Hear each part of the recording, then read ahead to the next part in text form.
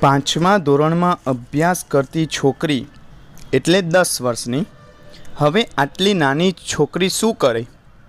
એક તો ભણવા જાય, રમવા જાય, મમ્મીને થોડી મદદ કરાવે, મમ્મી પપ્પા જોડે ખાવાનું નવું નવું માગે, નવી નવી વસ્તુઓ માગે, અને મમ્મી પપ્પા એ નવી વસ્તુ ન લાવી આપે તો બાળકો જીદ કરે એટલે મમ્મી એમને મારે, કારણ કે એ બાળક છે. અને બીજા દિવસ પાછા બધું ભૂલી જાય અને જેમ રમવા અને ભણવા જાય એમ જાય.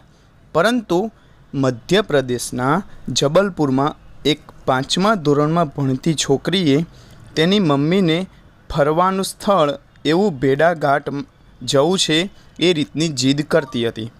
પરંતુ તેની મમ્મીએ ના પાડી કે આપણે ક્યાંય ફરવા જવાનું નથી.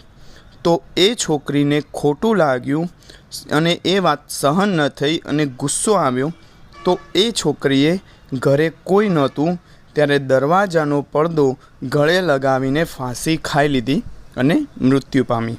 હવે આ ફરવા, ભણવા અને રમવાની ઉંમરમાં આ છોકરીને સહન ન થયું અને તે મૃત્યુ પામી.